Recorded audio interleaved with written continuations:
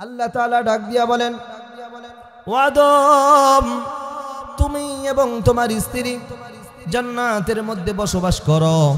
জান্নাতে যেখানে মন চায় সেখানে যাও, যা খেতে মন চায় সব খাও। আমি আল্লাহ তাআলা জান্নাতটাকে পুরাটা তোমাদের জন্য দিয়ে দিলাম। যেখানে আমার রিজিক পাও সেখানেই তোমরা ভক্ষণ করতে শুরু করো। কিন্তু খবরদার খবরদার, সব খাও আমি আল্লাহ নিষেধ করি না। আমি আল্লাহ শুধু এতটুকুই তোমাকে বলি, আদম, তুমি এবং তোমার স্ত্রী এই যে একটা গাছ দেখতেছো, খবরদার খবরদার এই গাছের ধারের কাছেও আসা যাবে না। ওয়ালা তাকরাবা হাযিহিশ শাজারাতা ফাতাকুনা মিনাজ জালিমিন। যদি এই গাছের নিকট তোমরা আসো, এই গাছের নিকটে যদি হও, আমি আল্লাহ বলে দিলাম, তাহলে তোমরা কিন্তু আমি আল্লাহ পাক রব্বুল আলামিনের হুকুম অমান্যকারী হিসাবে সাব্যস্ত হয়ে যাবা। তোমরা কিন্তু জুলুমকারী হিসাবে সাব্যস্ত হয়ে যাবা। আল্লাহ পাক রব্বুল আলামিনের হুকুম পুঙ্খানু আদায় করেছেন, কিন্তু শয়তানের ধোঁকা। আল্লাহ পাক রব্বুল আলামিন কিছু কিছু ক্ষেত্রে মানুষের জন্য আল্লাহ বিধান এইভাবে রেখেছেন। আল্লাহ পাক রব্বুল আলামিনের পূর্বেই চিন্তা চেতনা এইভাবে ছিল, আমি আদমকে জান্নাতে না, বরং আমি আদমকে জমিনের মধ্যে প্রতিনিধি বানাবো। সেই জন্য আল্লাহ তাআলা ওই গাছের ফল খেতে আদমকে আল্লাহ পাক রব্বুল আলামিন বাধ্য করেছেন। কিতাবের মধ্যে সেই জন্য এসেছে, গাছের ফলটা খেয়ে ফেললেন। এবার আল্লাহ পাক রব্বুল আলামিন আদমকে জান্নাত থেকে সাময়িক সময়ের জন্য বের করে দিয়ে দুনিয়ার মধ্যে প্রতিনিধি দান করলেন। সুবহানাল্লাহ। বলা উদ্দেশ্য হলো শয়তানের ধোঁকা বুঝা না বুঝা। আল্লাহ পাক রব্বুল আলামিন এই ক্ষমতাটা সবাইকে দিলেও কিছু কিছু সময় এমন আছে মানুষ শয়তানের ধোঁকা বুঝতে পারে না। এমন কিছু সময় আছে যেই সময়গুলোর মধ্যে শয়তানের ধোঁকা কোনোভাবেই বোঝা যায় না। যেমন আল্লাহ পাক রব্বুল আলামিন আদমকে বানানোর পর সমস্ত ফেরেশতাদেরকে ডাক দিয়ে বললেন, ও আমার ফেরেশতারা শুনে রাখো, إذ قال ربك للملائكة إذ قال ربك للملائكة إني جاعل في الأرض خليفة। আমি আল্লাহ তাআলা ফেরেশতাদেরকে বললাম, পরামর্শ করলাম, আমি আল্লাহ আদমকে কিন্তু দুনিয়ার বুকে পাঠাবো, দুনিয়ার মধ্যে প্রতিনিধি বানাবো। আল্লাহ তাআলা প্রতিনিধি হিসাবে যখন পাঠাবেন, কোনো কারণ ছাড়া দুনিয়ার বুকে তো পাঠানো যায় না, জান্নাত থেকে তো বের করা যায় না। কারণ কি? কারণ কি? মানুষ অন্যায় করবে। অন্যায় কেন করবে? কারণটা কি? তার পিছনে বড় কারণ, বড় হিকমত হলো আল্লাহ পাক রব্বুল আলামিন শয়তানের মাধ্যমে করিয়েছেন। কিতাবের মধ্যে পাওয়া যায়, আল্লাহ তাআলা ঘোষণা করে বললেন, ইয কুলনা লিল মালাইকাতি ইসজুদু লি আদামা ফাসাজাদু ইল্লা ইবলিস। আল্লাহ তাআলা বলে দিলেন, ও আমার ফেরেশতারা, তোমাদের জন্য একটা ইবাদত আমি এখন রাখলাম। ইবাদতটা হলো বান্দা, আমি আল্লাহ পাক রব্বুল আলামিন যে আদমকে বানাইলাম সেই আদমকে সিজদা করবা। তখনকার শরীয়তে আল্লাহ পাক রব্বুল আলামিন মানুষের সম্মানার্থে আল্লাহ পাক রব্বুল আলামিন সমস্ত ফেরেশতাদেরকে সিজদার অনুমতি দিয়েছেন। কিন্তু বর্তমান জামানায় রাসূলুল্লাহ সাল্লাল্লাহু আলাইহি ওয়াসাল্লামের উপর কোরআন নাজিল হওয়ার পর, ইসলাম নামক ধর্মটা আমরা পাওয়ার পর, আল্লাহ ছাড়া এই মাথাটা অন্য কারো কাছে নত করা যাবে না। যদি এই মাথাটা আল্লাহ ছাড়া অন্য কারো কাছে নত করে, তাহলে সে হয়ে যাবে বেঈমান, নাস্তিক, কাফের। কথা বলেন ঠিক না বেঠিক? আল্লাহ পাক রব্বুল আলামিন এই জন্য ঘোষণা করে বলেছেন, এই মাথা অন্য কোনো জায়গায় লাগবে না, এই মাথা লাগবে শুধুমাত্র আমি আল্লাহ পাক রব্বুল আলামিনের কুদরতি পদতলে। নবী মুহাম্মদুর রাসূলুল্লাহ সাল্লাল্লাহু আলাইহি ওয়াসাল্লাম হাদিসে পাকের মধ্যে ইরশাদ করেন, আল্লাহ তাআলা যদি এই কপালটাকে আল্লাহ ছাড়া গোটা দুনিয়ার অন্য কারো সামনে মাথা নত করার কথা বলতেন, তাহলে আমি নবীর জন্য না, বরঞ্চ আল্লাহ পাক রব্বুল আলামিন প্রত্যেকটা নারীদেরকে বলতেন, তোমরা তোমাদের স্বামীর পদতলে সিজদা করো। সুবহানাল্লাহ। কিন্তু আল্লাহ পাক রব্বুল আলামিন অন্য কোনো জায়গায় সিজদার বিধান রাখে নাই, আল্লাহর কুদরতি পদতলে সিজদা করার বিধান রেখেছেন। কিন্তু আল্লাহ তাআলা আদম আলাইহিস সালাতু ওয়াস সালামের সম্মানার্থে, মানুষের সম্মানার্থে আল্লাহ তাআলা সমস্ত ফেরেশতা কুলকে বলে দিলেন, ও আমার ফেরেশতারা রে, তোমরা প্রত্যেকেই আদমকে সিজদা করে আমার হুকুমটাকে মান্য করো। কোনো কথা নাই, সমস্ত ফেরেশতাগুলো আদমকে সিজদা করে দিলেন, কিন্তু একটা মাথা সিজদা করে নাই, তার নাম হলো ইবলিস। ইবলিস ডাক দিয়া বলেন, ইল্লা ইবলিস। সবাই সিজদা করছে, একটা মাথা দাঁড়াই না, সিজদা করে না, সিজদা করে না। আল্লাহ তাআলা বলে দিলেন, আবা ওয়াস্তাকবারা ওয়া কানা মিনাল কাফিরিন। ইবলিস শয়তান সিজদা করতে অস্বীকৃতি জানাইলো, আল্লাহ তাআলার সাথে কুফরি শুরু করে দিল। আল্লাহ ডাক দিয়া বললেন, তুই আর ফেরেশতাদের লিডার না, আজকে আমার হুকুমটা না মানার কারণে তুই বিতাড়িত শয়তান ইবলিস হয়ে গেছিস। কথা বলেন ঠিক না ঠিক? সম্মানিত হাজিরিন উপস্থিত, বলা উদ্দেশ্য হলো, শয়তান একটা হুকুম না মানার কারণে যদি ইবলিস শয়তানে পরিণত হয়ে যায়, আজকে সমাজের মধ্যে আপনি আমি কয়টা হুকুম অমান্য করছি বলেন তো দেখি। আল্লাহ তাআলা বলেছেন বান্দা নামাজ পড়ো, আল্লাহ বলেছেন বান্দা যাকাত দাও, আল্লাহ বলেছেন বান্দা হজ করো, আল্লাহ বলেছেন বান্দা রোজা রাখো, আল্লাহ বলেছেন বান্দা মিথ্যা বইলো না, গীবত করিও না, শিকায়াত করিও না, জিনা করিও না, ব্যভিচার করিও না, মদ খায়ও না, সুদ খায়ও না, ঘুষ খায়ও না। গোটা সমাজের মধ্যে এই কাজগুলো আমরা করি কি করি না বলেন তো দেখি? সবাই করি। কারণ কি? কারণ একটাই, আল্লাহ তাআলার হুকুম ইবলিস মানে নাই, না মানার কারণে আল্লাহ তাআলা তাকে ঘোষণা করে দিলেন, তুই বিতাড়িত শয়তান ইবলিস হইছিস। এইবার আমার কথা বোঝানোর উদ্দেশ্য হলো, ইবলিসের হাজার হাজার বছর পর্যন্ত নেক আমল ছিল, ইবাদত বন্দিগি ছিল, থাকা সত্ত্বেও ইবলিস কিন্তু সেই আমলের বলে আল্লাহ পাক রব্বুল আলামিনের জান্নাতে যাইতে পারবে। একটা হুকুম না মানার কারণে ইবলিস শয়তানে পরিণত হয়েছে, সেটা কি আদমকে সিজদা করার কারণে। এইবার বলেন তো দেখি, আদমকে সিজদা না করার কারণে যেহেতু হাজার বছরে ইবাদত বন্দিগি শেষ, জান্নাতে যাইতে পারবে না, এবার আদমের সাথে কি তার বন্ধুত্বতা সম্পর্ক থাকবে না শত্রুতা সম্পর্ক থাকবে বলেন তো দেখি? মুসলমান ভালো করে খেয়াল রাখেন, বর্তমান সমাজের পরিস্থিতি, আমরা মুসলমান যারা আছি, মুসলমান ভাই, কিন্তু আমাদের পার্শ্ববর্তী রাষ্ট্র ইন্ডিয়া, ভারত, তারা কি আমাদের ভাই না। কারণ কি? কারণ হলো সেখানকার যেই মোদি গুজরাটের কসাই গোটা মুসলমানদেরকে জবে করার জন্য মূল কারণ, যিনি লক্ষ লক্ষ মানুষকে মেরেছে, হাজার হাজার মুসলমান ভাইদেরকে গাছের সাথে ঝুলিয়ে জবে করে হত্যা করেছে গুজরাটের কসাই, তারা কিন্তু আমাদের মুসলমানদের ভাই হতে পারে না। কথা বলেন ঠিক না বেঠিক? কারণ কি? তারা আমাদের অঙ্করে আঘাত করেছে, সাধারণ কোনো মানুষকে মারা নাই, আমাদের মতো মুসলমান ভাইদেরকে মারছে। সেই জন্য যতদিন পর্যন্ত বেঁচে থাকবো ততদিন পর্যন্ত তারা আমাদের বন্ধু পৃথিবীর বুকে কোনোদিনও হতে পারে। আল্লাহ তাআলা এই সম্পর্কে বলেন, ইয়া আইয়ুহাল্লাযীনা আমানু লা তাত্তাখিদুল ইয়াহুদা ওয়ান নাসারা আউলিয়া। আরে তোমাদের কোনোদিন বন্ধু ইহুদি খ্রিস্টান নাসারা এরা কোনোদিনও হতে পারে, তারা কোনোদিনও তোমাদের বন্ধু না, তোমাদের জন্য শত্রু। আল্লাহ তাআলা শয়তানের ব্যাপারেও বলেছেন, শয়তান হলো আমাদের জন্য স্পষ্ট শত্রু। ইন্নাশ শাইতানা কানা লিল ইনসানি আদুওয়াম মুবিনা। ও মুসলমান, যখন সূর্য আসমানে উঠে গোটা দুনিয়া থেকে সূর্যটাকে স্পষ্ট দেখা যায়, কোথাও থেকে অস্পষ্ট দেখা যায় না। যখন সূর্য উঠে গোটা দুনিয়া কেমন জানি একেবারে সুন্দর ঝকঝকে ফকফকে দেখা যায়, আর বলতে হয় না এখন দিন। ঠিক তেমনি ভাবে এর চেয়েও স্পষ্ট শত্রু হলো আমাদের জন্য শয়তান। কথা বলেন ঠিক না বেঠিক? আদমকে সিজদা না করার কারণে ইবলিস শয়তানে পরিণত হয়ে গেছে। আদমকে সিজদা না করার কারণে যখন ইবলিস হয়ে গেল, এবার আদমের সাথে তার একটা বাজাগোজা শুরু হয়ে গেছে। আদম আলাইহিস সালাতু ওয়াস সালামের সাথে তার একটা মতানৈক্য রয়ে গেছে, শত্রুতার একটা বীজ কেমন জানি সেখান থেকে তার বুকের ভিতরে জন্ম হয়ে গেছে।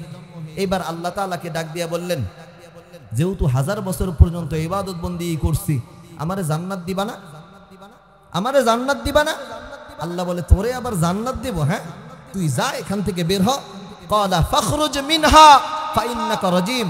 যা, তুই আমার জান্নাত থেকে বিতাড়িত হয়ে যা, তোর মতো নাফরমান আমার এই জান্নাতে জায়গা হবে, তোর মতো নাফরমান এই জান্নাতে জায়গা হবে না, যা তুই এখান থেকে বের হয়ে যা। এই কথা শোনার সঙ্গে সঙ্গে মানুষের প্রতি তার রাগ বেশি না কম বলেন তো দেখি? এত বছরের আমল সব বরবাদ হয়ে গেল একটা সিজদা মানুষকে না করার কারণে। এইবার মাথা তো পুরা নষ্ট হয়ে গেছে। হায় হায় হায় হায়, করলামটা কি? কিন্তু তারপরেও আল্লাহ তাআলা তাকে প্রথম জিজ্ঞাসা করেছিলেন, এই তোমাকে সিজদা করলে কে নিষেধ করলো? হ্যাঁ, মা মানাআকা আল্লাহ তাসজুদা, সিজদা করতে তোমাকে কে বাধা দিল? আমি আল্লাহর হুকুম কেন মানলা না? সুন্দর একটা জবাব দিয়েছে শয়তান, সুন্দর একটা জবাব দিয়েছে। শয়তান ডাক দিয়া বলে, খলাকতানি মিন নারিন ওয়া খলাকতাহু মিন তিন। ও মালিক, আমারে তুমি বানাইছো আগুন দিয়া। শয়তান ডাক দিয়া বলে, আমারে বানাইছো আগুন দিয়া, কিন্তু আদমকে তুমি বানাইছো মাটি দিয়া। আগুনের স্বভাবগত জাত হইল ধরাইয়া দিলে ধাউ ধাউ করে উপরের দিকে উঠে, কিন্তু মাটির স্বভাব হলো যখন আপনি নিচু কোনো জায়গায় ফালাবেন, মাটি কিন্তু আস্তে আস্তে করে নিচের দিকেই নামে। কথা বলেন ঠিক না বেঠিক? বুঝাতে চায় আমি হলাম আগুনের তৈরি, আমি তো উপরে আছি, আদম হলো মাটির তৈরি, আদম নিচে, আমি কেন আদমকে সিজদা করতে যাব? আল্লাহ তাআলা ডাক দিয়া বলে, যুক্তিতে কোনো মুক্তি নাই, আমি আল্লাহর হুকুম মানার নামই হলো ইবাদত। আল্লাহ তাআলা ডাক দিয়া বললেন, যা তুই জান্নাত থেকে বের হয়ে যা, আমার হুকুম অমান্য করেছিস, আমার হুকুম মানুষ নাই, এই জন্য জান্নাতে তোর জন্য কোনো জায়গা নাই, তুই এখান থেকে বিতরিত হয়ে যা। শয়তান এবার ডাক দিয়া বলে, 1000 বছর পর্যন্ত আমল করলাম, ইবাদত করলাম, আল্লাহ তুমিই তো ঘোষণা দিয়েছো, ইন্নাল্লাযীনা আমানু ওয়া আমিলুস সালিহাত লাহুম জান্নাতুন নাঈম। তুমিই তো ঘোষণা দিয়েছো, যারা ঈমান নিয়া নেক আমল নিয়া তোমার সাথে মুলাকাত করবে, যারা নেক আমল করবে, যারা ঈমান আনবে, তারা নাকি জান্নাতে যাবে। তোমার ঘোষণা ছিল, আমি তো নেক আমল করেছি, ঈমানও ছিল, আমার জন্য কি জান্নাত নাই? বলে না, তোর জন্য জান্নাত নাই, কারণ যতদিন পর্যন্ত ঈমান ছিল, নেক আমল ছিল, আমি আল্লাহ তোর প্রতি খুশি ছিলাম, কিন্তু আজকে অবাধ্য হওয়ার কারণে তোর সব আমলগুলা একেবারে বরবাদ হয়ে গেছে। শয়তান ডাক দিয়া বলে, যেহেতু ইবাদত বন্দি করলাম, আমল করলাম, আমাকে পুরস্কার জান্নাতে দিবাই না? দুনিয়ার মধ্যে তোমার কাছে কিছু আবদার জানাই। বলে, কি আবদার? তোর সব আবদার আমি দুনিয়াতে পূরণ করব, কিন্তু আমি কাল কিয়ামতের দিন তোকে জান্নাত কিছুতেই দান করব না। বর্তমান সমাজে এমন পরিস্থিতি অনেক আছে, আল্লাহ পাক রব্বুল আলামিন গোটা পৃথিবীর বুকে হাজার হাজার লক্ষ লক্ষ কোটি কোটি মানুষ প্রেরণ করেছেন, তার মধ্যে মুসলমানের সংখ্যা মাত্র কেবলমাত্র 20 থেকে 25%, বাকি 85% কিন্তু সারা বিশ্বের মধ্যে ইহুদি খ্রিস্টান নাসারা। কথা বলেন ঠিক না বেঠিক? সারা পৃথিবীর বুকে যদি আপনি খুঁজেন, দেখবেন ইহুদি খ্রিস্টান বলতে এগুলাই বেশি, হিন্দু বেশি। এমনকি আমাদের পার্শ্ববর্তী রাষ্ট্র ভারতে দেখবেন, সেখানে হিন্দু সম্প্রদায়ের মানুষ বেশি, মুসলমানের সংখ্যা কম। ঠিক না বেঠিক? হিন্দু মানুষ অনেক বেশি, মুসলমানের সংখ্যা অনেক কম। আল্লাহ তাআলা তারপরেও তাদেরকে দুনিয়াতে দেখবেন খুব শান শওকতের সাথে চালাইতেছে। এমনকি মুসলমানদের তুলনায় আল্লাহ তাআলা দুনিয়াদারিত্ব, দুনিয়াতে অর্থ করি, দুনিয়াতে গাড়ি বাড়ি, কোনো কিছুর অভাব আল্লাহ পাক রব্বুল আলামিন তাদেরকে রাখেন নাই। কারণ কি জানেন? কারণ তারাও কিছু কিছু ভালো কাজ করে। ইহুদি খ্রিস্টানদের মধ্যেও এমন অনেক মানুষ আছে যারা গরিব মিসকিন অসহায়দেরকে দান সদকা করে, এমন অনেক মানুষ আছে ভালো ভালো আচরণ করে, মানে ইসলামের মধ্যে যেইগুলো ইবাদত সেগুলা করে, কিন্তু মূলে তারা ঈমান না আনার কারণে তারা মুমিন না, সেই জন্য আল্লাহ জান্নাত দিবে না। এই যে ভালো কিছু কাজ করলো, এই জন্য আল্লাহ তাআলা দুনিয়ার মধ্যে তাদেরকে কিছু পুরস্কার হিসাবে দুনিয়াতেই শান শওকতে থাকার মতো ব্যবস্থা করেন। ঠিক তেমনি ভাবে শয়তানকেও আল্লাহ তাআলা দুনিয়ার মধ্যে কয়েকটা সুযোগ দিলেন। 1 নাম্বার সুযোগ, শয়তান ডাক দেয়া বলে, আমার হায়াতটাকে কিয়ামত পর্যন্ত দীর্ঘায়িত করে দাও, আমি যেন কিয়ামত পর্যন্ত বাঁচতে পারি। আল্লাহ বলেন, ঠিক আছে, মঞ্জুর করলাম, আর কি চাস?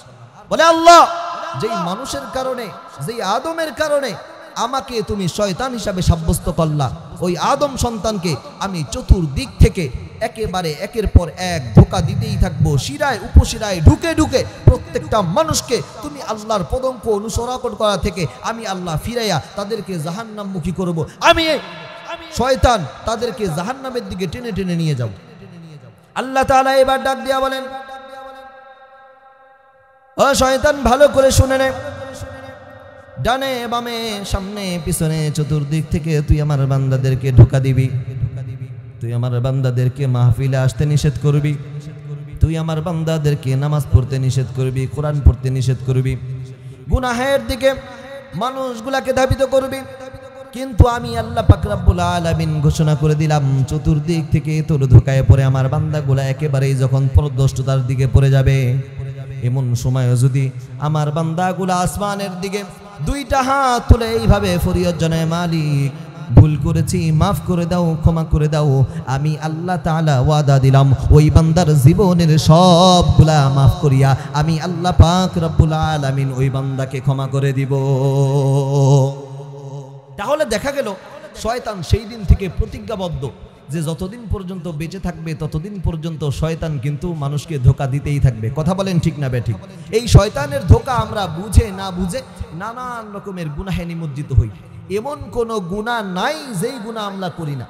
রাতের বেলা, দিনের বেলা, প্রকাশ্যে অপ্রকাশ্যে, ছোট বড়, এমন কোন গুনাহ নাই যেই গুনাহ আমরা করি নাই। কেন? শয়তান ধোঁকা দেয় সেই জন্য। কিয়ামতের দিন শয়তানের বিরুদ্ধে নালিশ করব, আল্লাহ শয়তানের ধোঁকায় পড়েই তো গুনাহ করছি। আল্লাহ তাআলার সামনে সেই দিন শয়তান বলবে, আল্লাহ আমি তো শুধু ধোঁকা দিছি, অনুমতি তো আগেই নিছিলাম, আমি তো কাউকে জোর কইরা ধইরা বলি নাই তুমি গুনাহ করো, আমি শুধু একটু গুণ লাগাইয়া দিছি, বাকি কাজটা কিন্তু ওরাই সারছে। আমি কিন্তু ওদেরকে গুনাহ করে নাই, সেই জন্য পিটাইছি, সেই জন্য জেল দিছি, ফাঁস দিছি, সেই জন্য ওদেরকে গলা টিপে হত্যা করছি, সেই জন্য কোপাইছি, এমন তো ইতিহাসে নজির নাই। আমার কাজ ছিল ধোঁকা দেওয়া, আমি ধোঁকা দিছি, এইবার পরের কাজগুলা তারা নিজেরাই করছে। এই জন্য দেখা যায় শয়তানের ধোঁকায় পড়ে পড়ে নানান সময় আমরা গুনাহে জর্জরিত হয়ে যাই। এমন এমন গুনাহ করি যেই গুনার দ্বারা আমরা নিজেরা লজ্জিত হয়ে অনেক সময় চিন্তা করি, হায় রে এই গুনাহ যে করলাম, এই গুনার জন্য কি আল্লাহ তাআলা আমাদেরকে মাফ করবেন? আরে এত বড় অপকর্ম করলাম, এই অপকর্ম করার জন্য আমার কি কোনো ব্যবস্থা আছে? আল্লাহ তাআলা কি আমাকে ক্ষমা করবেন? আল্লাহ তাআলা কি আমাকে জান্নাত দিবেন, জাহান্নাম থেকে মুক্তি দিবেন? এই চিন্তা আপনার আমার দিলের ভিতরে শুরু হয়ে যায়। আল্লাহ তাআলা ঘোষণা করে দেন, বান্দারে চিন্তার কোনো কারণ নাই, হাজারো গুনাহ করেছো, হাজারো গুনাহ করেছো, এমন গুনাহ করেছো পৃথিবীর ইতিহাসে তুমি মনে করো তোমার চেয়ে গুনাহগার বান্দা আর কেউ নাই, আমি আল্লাহর কাছে তওবা করো, আমি আল্লাহ তাআলা তোমার জীবনের সব গুনাহ খাতা মাফ করে দিব। এই জন্যই কোরআনুল কারীমের মধ্যে আল্লাহ তাআলা ঘোষণা করে বলেন, ইয়া আইয়ুহাল্লাযীনা আমানু তুবু ইলাল্লাহি তাওবাতান নাসুহা। আল্লাহ তাআলা পৃথিবীর মানুষকে ঈমানদার বলে সম্বোধন করলেন।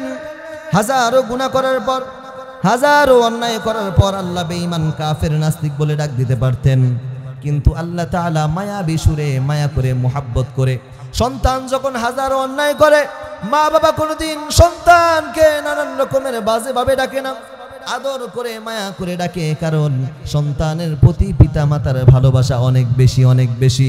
কিতাবের মধ্যে এসেছে, ও বান্দা তুমি তোমার সন্তানের প্রতি যতটুকু ভালোবাসা, মোহাব্বত, এর চেয়ে আমি আল্লাহ পাক রব্বুল আলামিন বান্দার প্রতি আরো শত শত গুণ বেশি মোহাব্বত করি। কথা বলেন সুবহানাল্লাহ।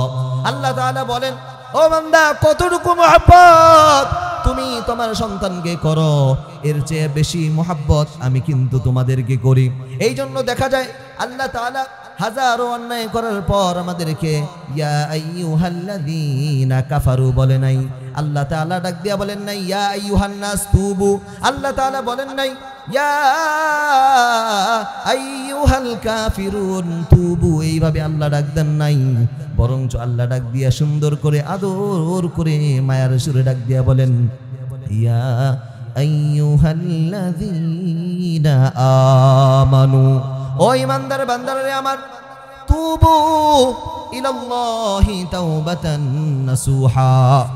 হাজারো গুনাহ করেছো, হাজারো রকমের অন্যায় করেছো, আমি আল্লাহর দিকে ফিরে আসো, সমস্ত গুনাহের জন্য তওবা করো। তওবা করার মতো তওবা করো, একনিষ্ঠভাবে তওবা করো, জীবনে এই গুনাহ করবা না। আমি আল্লাহ পাক রব্বুল আলামিন ওয়াদা দিলাম, আসা রাব্বুকুম আইয়ুকাফির আনকুম সাইয়্যাতিকুম ওয়া ইউদখিলাকুম জান্নাতিন তাজরি মিন তাহতিহাল আনহার।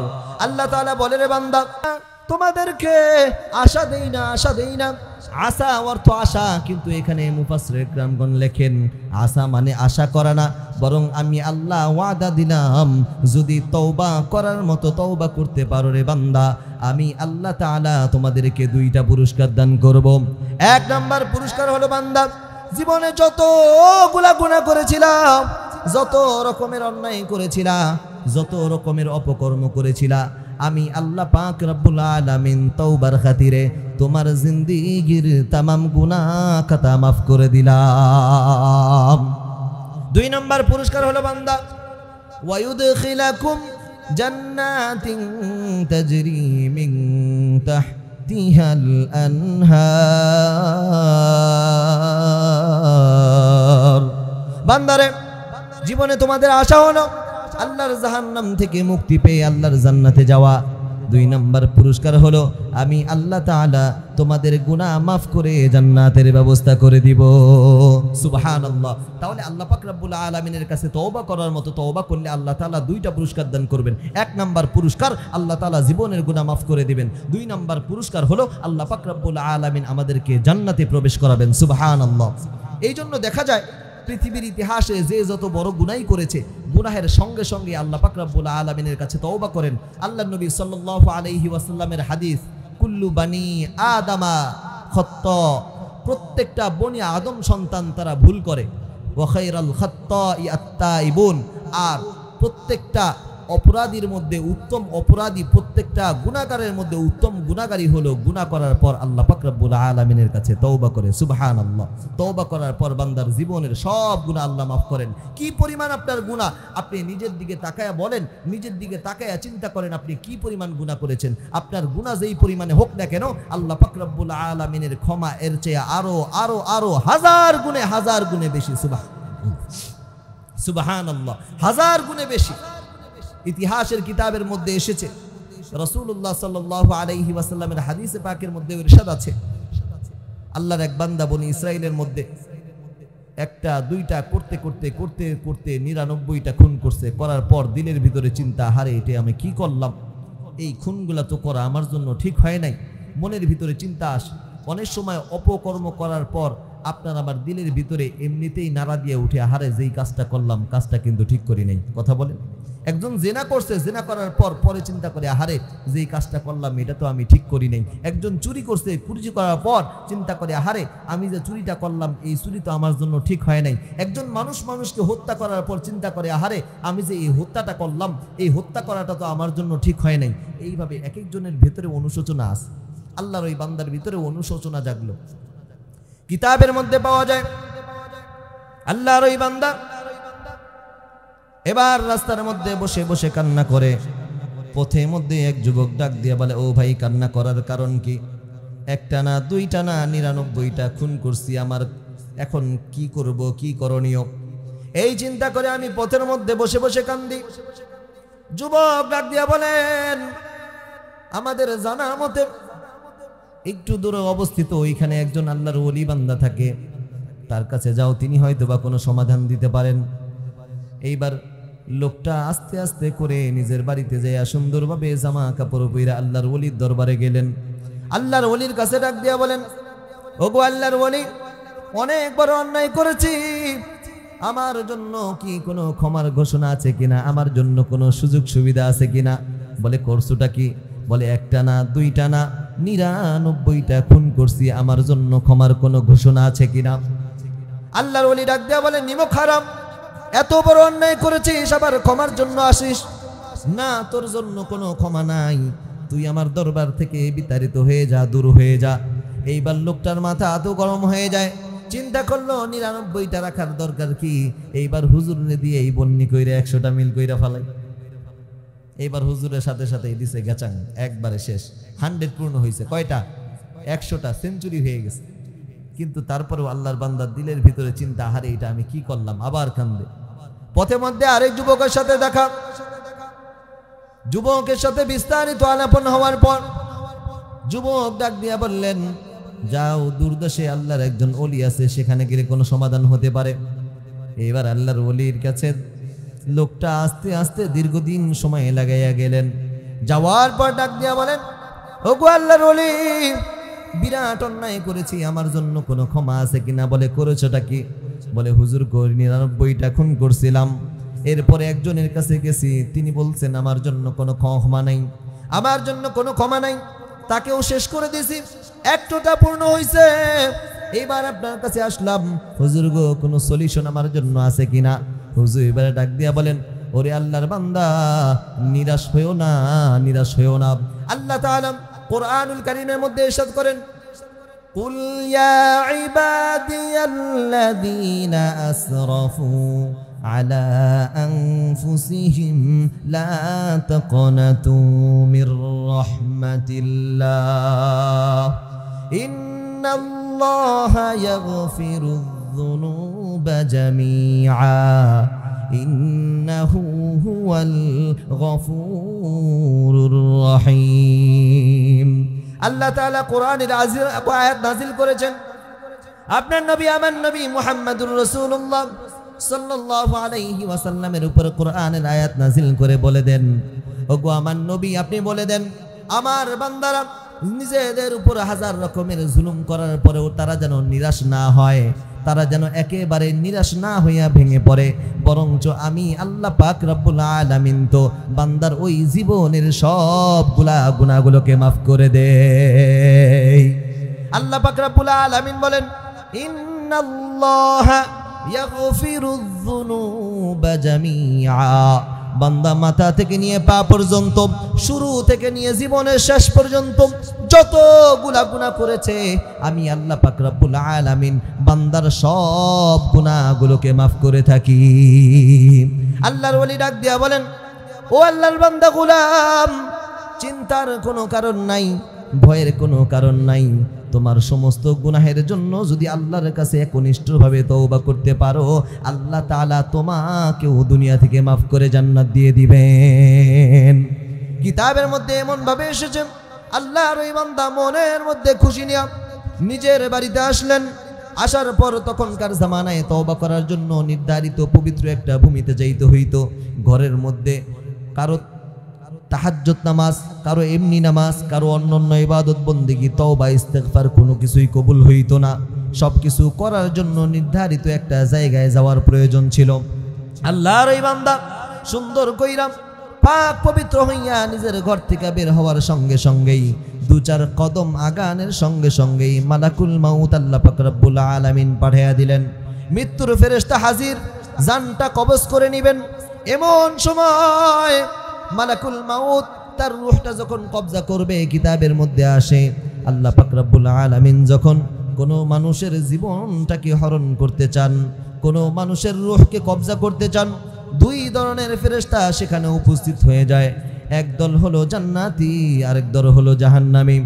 জান্নাতি মেহমানগুলা, জান্নাতি ফেরেশতাগুলা রূহ নেওয়ার জন্য উপস্থিত, এইদিকে জান্নাতিগুলা উপস্থিত। জাহান্নামী জান্নাতি দুই দল এসে যখন উপস্থিত, দুই দলেই বলতেছে আমরা রূহটা কবজা করব। জান্নাতীরা বলে যেহেতু তওবা করার জন্য ঘর থেকে বের হয়েছে, কাজেই সেই লোকটাকে আল্লাহ মাফ করছে, আমরা জান্নাত রূহটা কবজ করব। আর জাহান্নামীরা বলে না, এখন পর্যন্ত যেখানে যে তওবা করার কথা সেখানে যাইতে পারে নাই, কাজেই রূহটা আমরা কবজা করব। ফেরেশতাদের মধ্যে যখন কথা মত বিনিময় হচ্ছে, এমন সময় একজন ঘোষণা করে ডাক দিয়া বলেন, এই আমাদের কথা বলার দরকার নাই, কারণ উত্তম ফয়সালাকারী একজন আছে, তিনি কে? ওয়াল্লাহু আহকামুল হাকিমিন। সবচেয়ে উত্তম ফয়সালাকারী, সবচেয়ে উত্তম বিচারকারীর মালিক হলেন আল্লাহ। আমাদের কথা বলার দরকার কি? চলো যাই আল্লাহর কাছে, আল্লাহ ফয়সালা করবেন। এবার আল্লাহর কাছে যা বললেন, আল্লাহ সুন্দর একটা ফয়সালা করে দিলেন। যেই জায়গাটায় মারা গেছে সেই জায়গা থেকে মাপো, ওই জায়গা থেকে তওবা যে করেছে এটা কাছে না বাড়িটার কাছে, যেই দিকে কাছে হবে সেই দিকের তার ফয়সালা হয়ে যাবে। যদি যেখানে তওবা করবে কাছে হয়, মনে করবা জান্নাতি আমি আল্লাহ মাফ করে দিছি। যদি মনে করো এই লোকটা যেখানে তওবা করেছে সেখান থেকে বাড়িটা কাছে, তাহলে মনে করবা সে জাহান্নামী। লোকটা মাত্র 2-4 কদম হেঁটেছিল, জমিনকে আল্লাহ বলে দিলেন, ও জমিন তুমি আমার এই বান্দার জন্য জান্নাতের রাস্তাটা প্রশস্ত হয়ে যাও, জাহান্নামের রাস্তাটা সংকীর্ণ হয়ে যাও। আল্লাহর ওয়ার্ডার জমিনটা মেনে নিলেন। এইবার মাপার পরে দেখা গেল জান্নাতের রাস্তাটাই তার জন্য সহজ হয়ে গেল। আল্লাহ তাআলা ফয়সালা করে দিলেন, সঙ্গে সঙ্গে জান্নাতি ফেরেশতারা রূহটাকে কবজ করে নিলেন। কিতাবের মধ্যে এসেছে আল্লাহ তাআলা ওই বান্দার 100টা খুন করার পরেও আল্লাহ তাআলা ওই বান্দার জীবনের সব গুনাহ খাতা মাফ করে দিয়েছেন। সুবহানাল্লাহ, সুবহানাল্লাহ। এবার আপনি আপনার দিকে তাকান, আমি আমার দিকে তাকাই, পৃথিবীর সমস্ত মানুষগুলা নিজেদের দিকে তাকাই। আপনার আমার গুনাহ কি এর চেয়েও বেশি? একজন মানুষকে হত্যা করা এটা 4 টাকারই ব্যাপার। যদি একজন মানুষকে হত্যা করা দেয়, কিসাস নেওয়া হয়, তার বদলা তাকে হত্যা করা, আল্লাহ তাআলা সেই গুনাহও যদি মাফ করতে পারেন, তাহলে আপনার আমার গুনাহ কতটুকু? প্রত্যেকটা গুনাহের জন্য যদি আল্লাহর কাছে তওবা করে আমরা যেতে পারি, খোদার কসম করে বলতে পারি, পৃথিবীর ইতিহাসে যে যত বড় গুনাহ করুক না কেন, আল্লাহ তাআলা প্রত্যেকের গুনাহগুলোকে একেবারে মাফ করে দিবেন। সুবহানাল্লাহ।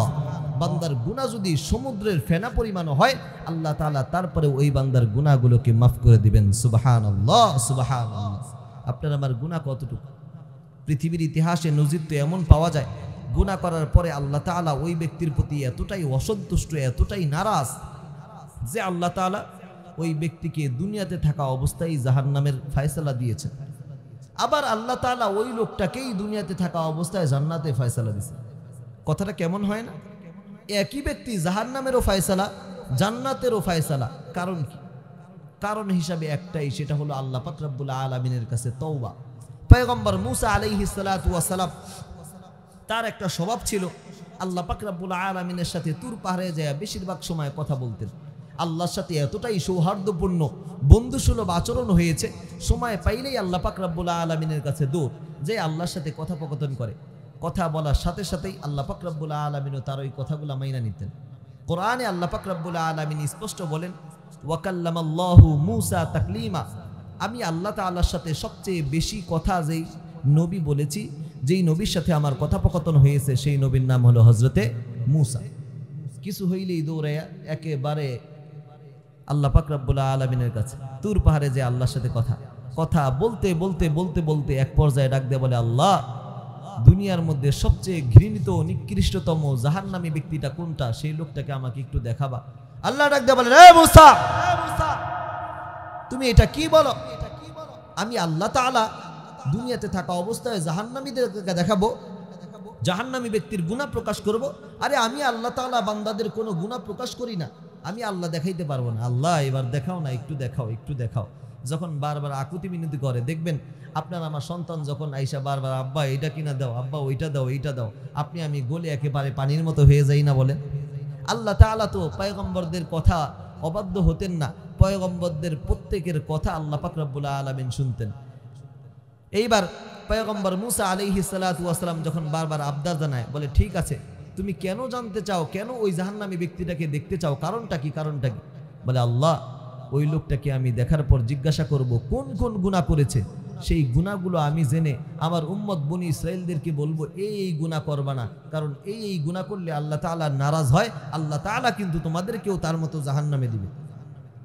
আল্লাহ তাআলা ডাক দিয়া বলেন, আরে মূসা, আমি আল্লাহ পাক রব্বুল আলামিন এটা কোশ্চেন কালেও সম্ভব না, কারণ আমি আল্লাহ পাক রব্বুল আলামিন পৃথিবীর বুকে কোনো মানুষের গুনাহগুলোকে মানুষের সামনে ওপেন করি না, কোনো মানুষের গুনাহগুলো আমি আল্লাহ প্রকাশ করি না। যদি মানুষের গুনাহগুলো আমি আল্লাহ পাক রব্বুল আলামিন প্রকাশ করতাম, তাহলে মানুষগুলা আমি আল্লাহ পাক রব্বুল আলামিনের কাছে আসার আগেই, বিদায় নেওয়ার আগেই, সেই মানুষগুলা নিজেদের চক্ষু লজ্জার কারণে দুনিয়া থেকেই বিদায় নিয়ে যাইত। একজন বাবা যেই পরিমাণ অন্যায় করে, তার গুনাহগুলো যদি সন্তান জানতে পায়, তাহলে সকালবেলা ওই সন্তানের সামনে পিতামাতা কোনোদিন মুখ দেখাতে পারবে না। কথা বলেন ঠিক না বেঠিক? আজকে চেয়ারম্যান সাহেব যে অন্যায়গুলা করে রাতের অন্ধকারে, যদি জনগণ সেইগুলা জানে, পরের দিন থেকে চেয়ারম্যানকে তালাক দিবে। কথা কয় না?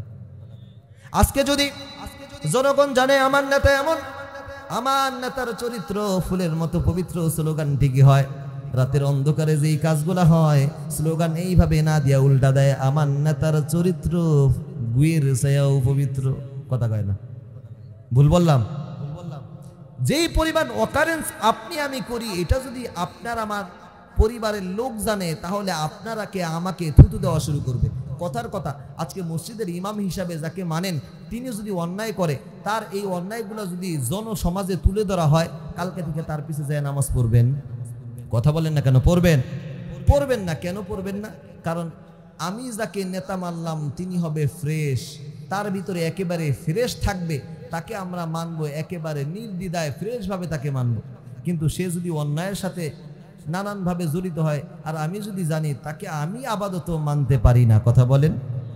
আল্লাহ তাআলা ডাক দিয়া বলেন, আরে মূসা, আমি আল্লাহ কোনোভাবে এই বান্দার গুনাহগুলোকে মানুষের সামনে প্রকাশ করতে পারি না, আমার দ্বারা কখনো এটা সম্ভব না। আল্লাহ তাআলার কাছে বারংবার আকুতি করার পর আল্লাহ ডাক দিয়া বললেন, ঠিক আছে, একটা শর্তে রাজি আছি, তোমাকে দেখাইতে পারি। বলে, আল্লাহ একটা কেন, 1000টা শর্ত দিতে পারো, প্রত্যেকটা শর্ত আমি মাথা পেতে নিতে রাজি।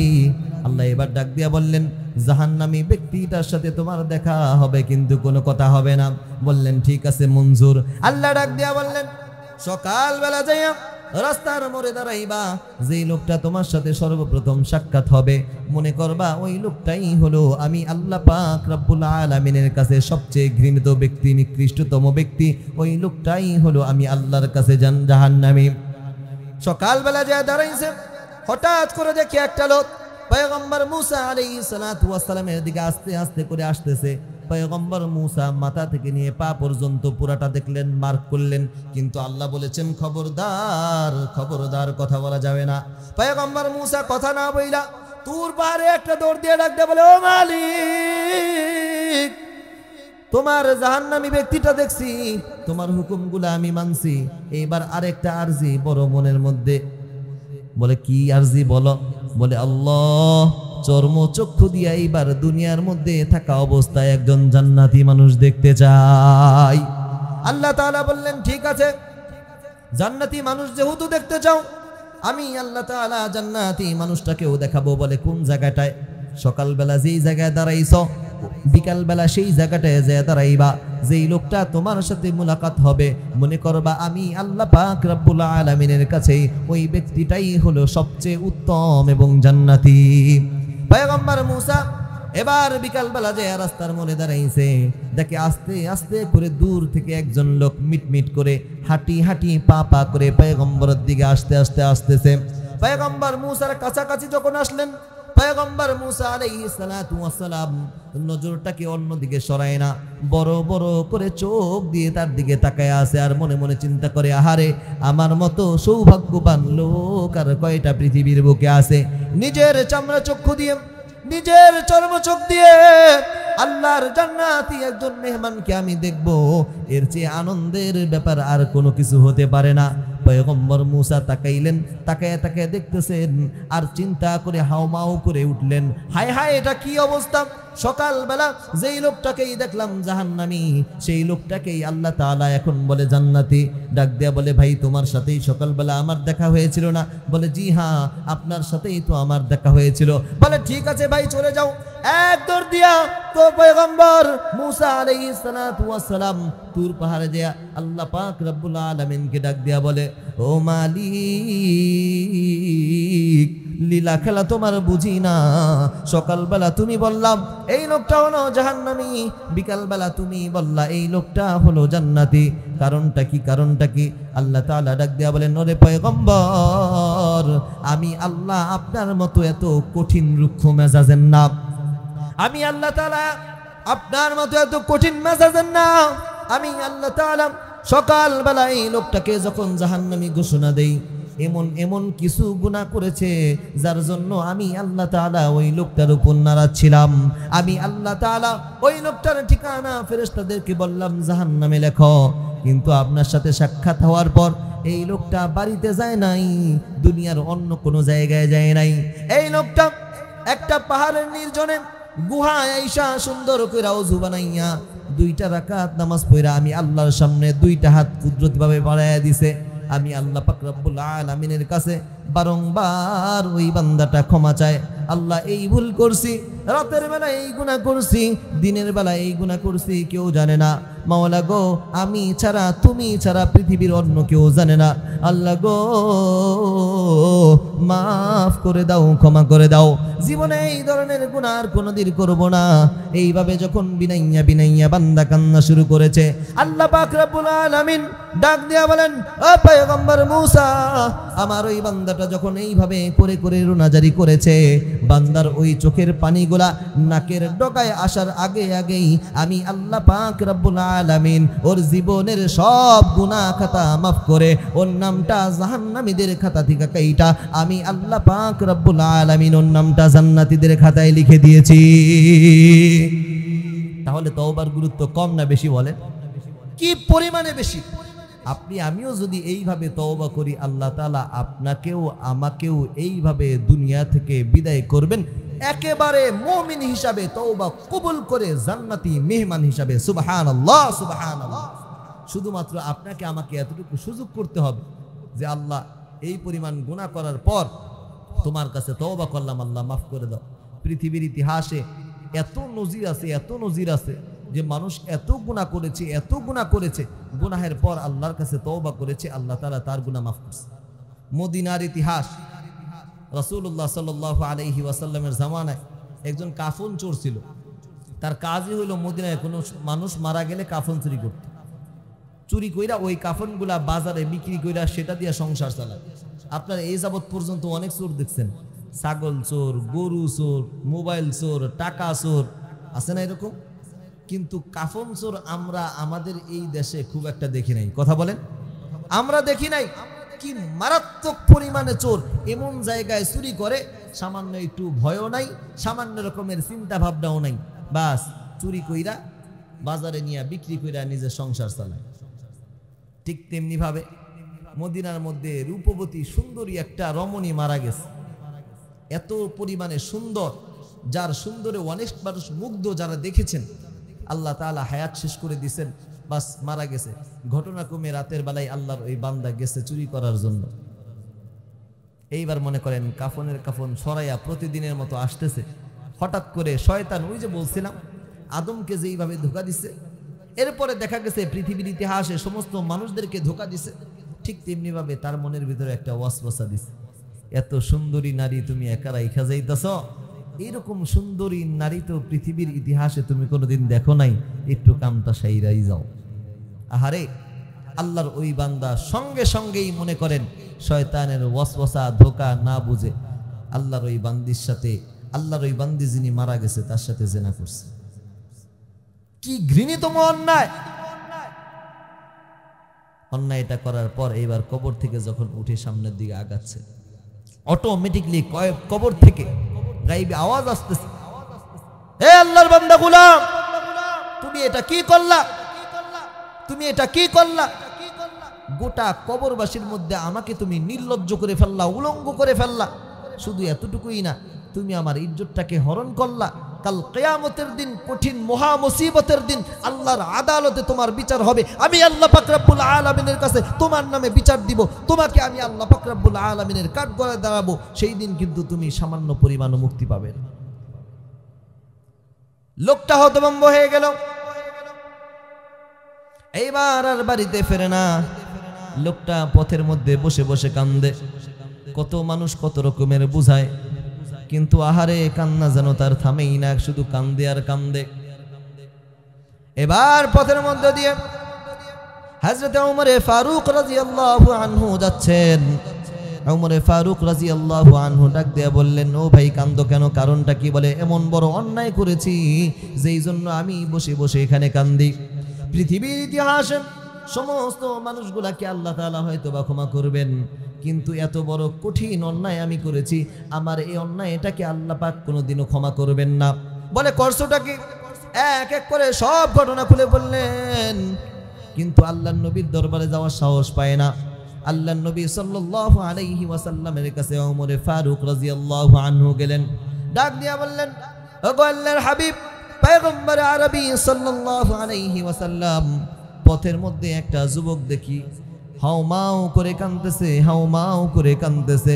আল্লাহর নবী সাল্লাল্লাহু আলাইহি ওয়াসাল্লাম বলেন, নিয়ে আসো আমার কাছে। যুবক এবার গেলেন, লোকটাকে আল্লাহর নবীর কাছে নিয়ে আসলেন। আল্লাহর নবী সাল্লাল্লাহু আলাইহি ওয়াসাল্লাম বিস্তারিত কাহিনী শুনলেন। আল্লাহর নবী সাল্লাল্লাহু আলাইহি ওয়াসাল্লাম শোনার পর নিজেও হতভম্ব হয়ে গেলেন। কোন কোন বর্ণনায় পাওয়া যায় আল্লাহর নবী বলেন, আল্লাহ তাআলা তোমাকে কোনোদিনও মাফ করবেন না, যাও যাও যাও, তুমি এখান থেকে বিদায় হয়ে যাও। এইবার ওই লোকটা আরো বেশি হাউমাউ করে কান্দে। আহারে, কাল কিয়ামতের দিন, কঠিন মহা মুসিবতের দিন, যখন সমস্ত মানুষগুলা বিপদে পড়ে যাবে, শাফিউল মুজনাবিন, সমস্ত গুনাহগারদের জন্য সুপারিশকারী একমাত্র যিনি হবেন, তার নাম হলো আপনার নবী, আমার নবী মুহাম্মদুর রাসূলুল্লাহ সাল্লাল্লাহু আলাইহি ওয়াসাল্লাম। তিনি কিনা আজকে আমাকে দূরে সরিয়ে দিচ্ছেন। আরে আমি আর কার কাছে যাব? চিন্তা করে বান্দা পাহাড়ের গুহায় বৈশা বৈশা কান্দে, একাধারে কানতে কানতে কানতে কানতে 40টা দিন পর্যন্ত যখন আল্লাহর বান্দা কান্দে, আল্লাহ তাআলা জিবরাইলের মাধ্যমে আল্লাহর নবীর কাছে সংবাদ পাঠাইলেন, ওগো নবী, সংবাদ শোনাইয়া দেন, আমি আল্লাহ তাআলা ওর জীবনের গুনাহগুলোকে মাফ করে দিয়েছি। এর চেয়ে আর কি চাই বলেন? এত বড় গুনাহ করার পরেও যদি আল্লাহ মাফ করতে পারে, এর চেয়েও কি মারাত্মক গুনাহ আমাদের বলেন? এর চেয়েও কি মারাত্মক গুনাহ আমাদের? এই জন্য আসুন আমরা আমাদের যত গুনাহ আছে সমস্ত গুনাহের জন্য আল্লাহর কাছে তওবা করি, লজ্জিত হই। আল্লাহ নবী সাল্লাল্লাহু আলাইহি ওয়াসাল্লাম হাদিসের মধ্যে বলেন, আত্তাইবু মিনায যামবি কামান লা যামবালা, গুনাহ করার পর এই গুনাহের জন্য যেই ব্যক্তি আল্লাহর কাছে তওবা করে, সেই ব্যক্তিটা তো আল্লাহর কাছে এমন হয়ে যায় তার যেন ইতিপূর্বে কোনো গুনাহই ছিল না। সুবহানাল্লাহ। ওই ব্যক্তিটার ইতিপূর্বে কোনো গুনাহই ছিল না, কোনো গুনাহ ছিল না। তওবা করার কারণে এত পরিমাণে ফজিলত। তাহলে আল্লাহর দরবারে কি তওবা করা যাবে? আল্লাহ সকলকে উত্তমভাবে তওবা করে বিদায় নেওয়া তৌফিক দান করুন। সকলেই বলুন আমিন। প্রত্যেকটা দিন ঘুমানোর আগে বালিশের সাথে মাথাটা লাগাই আল্লাহ পাক রব্বুল আলামিনের কাছে 2টা মিনিট সময় নেন তওবার জন্য। আমি আগেই বলেছি, আগের যুগে তওবা, ইস্তেগফার, ইবাদত বন্দি করতে হইলে নির্দিষ্ট একটা জায়গা লাগতো, কিন্তু আখিরি জামানার নবী পয়গম্বরে আরবি সাল্লাল্লাহু আলাইহি ওয়াসাল্লামের উম্মত হওয়া হিসাবে আল্লাহ পাক রব্বুল আলামিন আমাদের উপরে এতটাই ইহসান করেছেন। আমরা মনে করেন নামাজের জন্য যাব, জামাত দাঁড়াবে, এমন সময় টয়লেটের ব্যাগ এসেছে, টয়লেটে গেলাম, এখন জানি যে জামাত পাবো না, নিজের ঘরেই পড়ে নেই। আল্লাহ বলেন, ঠিক আছে বান্দা, এই জন্য আমি আল্লাহ তাআলা তোমার নামাজটাকে কবুল করে নিলাম। সুবহানাল্লাহ। কিন্তু তখনকার জামানায় ছিল কি, নির্দিষ্ট জায়গায় যেয়ে নামাজ পড়তে হবে। তখনকার সময় নির্দিষ্ট জায়গায় যায় আল্লাহ পাক রব্বুল আলামিনের কাছে তওবা ইস্তেগফার করতে হবে। আখিরি জামানার উম্মত হিসাবে আল্লাহ পাক রব্বুল আলামিন আমাদের জন্য ছাড় দিয়েছেন, দাঁড়াইয়া, শুয়া, বইয়া, হাঁটা অবস্থায়, যে অবস্থায়, অজু সারা, অজু সহ যে অবস্থায় আল্লাহর কাছে তওবা করি, আল্লাহ তাআলা আমাদের জীবনের সব গুনাহ মাফ করে দিবেন। কিন্তু একটা শর্ত আছে, সেটা কি? আল্লাহ কোরআনে বলেন, ইন্নামাত তাওবাতু আলাল্লাহি লিল্লাযীনা ইয়ামালুনাস সুআ বিজাহালা। বান্দারে না বুঝে না জেনে যদি গুনাহ করে ফেলো, দেরি করার সুযোগ নাই। আমি আল্লাহ পাক রব্বুল আলামিনের কাছে তাড়াতাড়ি তওবা করে ফেলো। তুবুনা মিন করিব, খুব দ্রুত করে আমি আল্লাহর কাছে তওবা করে ফেলো, দেরি করার সুযোগ নাই। ফাউলাইকা ইয়াতুবুল্লাহু আলাইহিম, আল্লাহ পাক রব্বুল আলামিন অতি সত্বর ওই বান্দার গুনাহগুলোকে মাফ করে দিবেন। কিন্তু বান্দা তওবা করছো, পুনরায় ওই গুনাহটা কিন্তু আর জীবনে করতে পারবা না। তওবা সবাই কম বেশি করে, চোর চুরি করার সময় তওবা করে, দোয়া করে যে আল্লাহ রে, এইবার যদি খালি দাংটা মারতে পারি রে, 50,000 টাকা হইল, আর জীবনে করতাম না। আল্লাহ এই যে দেখো, কান ধইরা একেবারে তওবা কইরা শেষ। এবার দাঁত মাইরা আইসা পরের দিন কয়, আরে কি কাজটা করলাম, ভুল করছি, আল্লাহ মাফ করো। আবার পরের দিন মনে করেন দোয়া টোয়া কইরা আবার নামে। কি কথা ঠিক বললাম না ভুল বললাম? এক চোরকে আমি এমন চিনি, আল্লাহর এই বান্দার কাজই হইল মনে করেন 2 আঙ্গুলের কাম। 2 আঙ্গুলের কাম বুঝেন? হ্যাঁ, রাস্তাঘাটে যাবে, বাজারে যাবে, আর মনে করেন সময় পাইলে মাশাআল্লাহ আরেকজনের পকেটে ফুরুত করে ঢুকাই দিবে, টান দিবে। এটাই হলো তার ব্যবসা, পুঁজি ছাড়া ব্যবসা, খুব লাভ। কিন্তু আরেকটা লাভ আছে, যদি ধরা পড়ে একটাও নিচে না, সবগুলা পিঠের উপরে। কথা কন না কেন? যদি 2-4টা নিচে কোনো কারণ বশত পড়ে, তাইলে মানুষ সেগুলারে আবার তুইলা দেয়। কথা কয় না? আছে না এরকম? চোরও তওবা করে, কিন্তু তওবা করার পরে আবার ওই কাজ করে। আল্লাহ তাআলা বলেন, ওয়ালাইসাতিত তাওবাতু লিল্লাযীনা ইয়ামালুনাস সাইয়্যাত। বান্দারে তওবা এমন হবে না একবার তওবা করলা দ্বিতীয়বার ওই গুনাহ আবার রিপিট করলা, এইভাবে বান্দা তওবা করলে চলবে না। কারণ বান্দা তুমি এটা আল্লাহর সাথে গেম খেলতেছো। আমি আল্লাহ গেম পছন্দ করি না, আমি আল্লাহ একনিষ্ঠ তওবা চাই, আমি আল্লাহর কাছে খালেস দিলে তওবা চাই। এমন ভাবে তওবা করবা বান্দা জীবনে এই গুনাহগুলো আর কোনোদিন করবা না। যদি এইভাবে তওবা করতে পারো তাহলে আমি আল্লাহ মাফ করব। আর যদি এখন তওবা করলা একটু পরে আবার ওই গুনাহগুলা করলা, আবার তওবা করলা আবার গুনাহ করলা, আবার তওবা করলাম আবার ওই গুনাহ করলাম, এইভাবে করে করতে একটা সময় এমন চলে আসবে ইদা হাদর আহাদাহুমুল মাউত। বান্দারে এইভাবে করতে করতে একটা সময় মৃত্যু তোমার সন্নিকটে চলে আসবে, মৃত্যু উপস্থিত হয়ে যাবে। মৃত্যু যখন একেবারে সন্নিকটে, রূহটা যখন বের হওয়ার মতো অবস্থা, এমন সময় যদি বান্দা বলো ইন্নী তুবতুল আন, ও আল্লাহ আমি এখন তওবা করলাম, আল্লাহ ডাক দিয়া বলে বান্দা এমন তওবা আমি আল্লাহ তাআলা কবুল করতে নারাজ। এমন তওবা ফেরাউনও করতে চেয়েছিল যখন নীল নদের মধ্যে ডুইবা মরে, এমন সময় যখন মৃত্যুর জন্য ছটফট করে, এইবার তওবা করার মতো অবস্থা তারও হয়েছিল। তওবা করবে এমন সময় ফেরেশতারা কাদা মাটি নিয়া বালু নিয়া মুখের মধ্যে লাগায়া দেয়, তওবা আর করতে পারে নাই। ও মুসলমান ইমানদার ভাইরা আমার, এই জন্য ভালো করে স্মরণ রাখতে হবে আজকের এই রাতটা আপনার আমার জন্য শেষ রাত হতে পারে। এই জন্য আসুন তওবা করি, আসুন আমরা নিজেদেরকে একেবারে সুশৃঙ্খল সুন্দর একটা সমাজ হিসাবে পরিণত করি। আমি নিজে তওবা করি, আপনি নিজে তওবা করেন, সন্তানদেরকে তওবার জন্য অনুরোধ করেন। প্রত্যেকটা দিন ঘুমাইতে যাওয়ার আগে চিন্তা করেন, আহারে আমি এই গুনাহ করছি, এই গুনাহ করছি। পৃথিবীর ইতিহাসে কেউ জানে না, কিন্তু একজন জানেন, তিনি আর কেউ না, তিনি হলেন আমার মালিক। কথা বলেন ঠিক না বেঠিক? পৃথিবীর সমস্ত মানুষগুলা ঘুমায় গেছে, কিন্তু আল্লাহ ঘুমায় না। রাতের অন্ধকারে আপনি যখন গুনাহে লিপ্ত হবেন, আল্লাহ বলেন রে বান্দা লা তাখুযুহু সিনাতুন ওয়ালা নাওম। বান্দারে আমি আল্লাহ ঘুমাই না, আমি আল্লাহর ঘুমের কোনো ভাব হয় না। বান্দারে 24টা ঘন্টা বসে বসে পাহারা দেই, 24টা ঘন্টা বসে বসে তোমাদের জন্য আমি আল্লাহ অপেক্ষা করি রে বান্দা। আমি তোমাদের জন্য অপেক্ষায় বান্দারে কখন কোন বিপদে পড়ো। আল্লাহ বলেন ক্বালা রাব্বুকুম উদউনি আস্তাজিব লাকুম।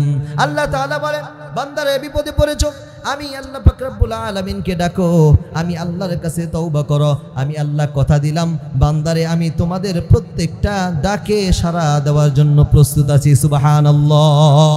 এই জন্য আসুন আজকে থেকে তওবা করা যাবে তো ইনশাআল্লাহ। আল্লাহ তাআলা আমাদের সকলের গুনাহগুলো মাফ করেন, সকলেই বলেন আমিন।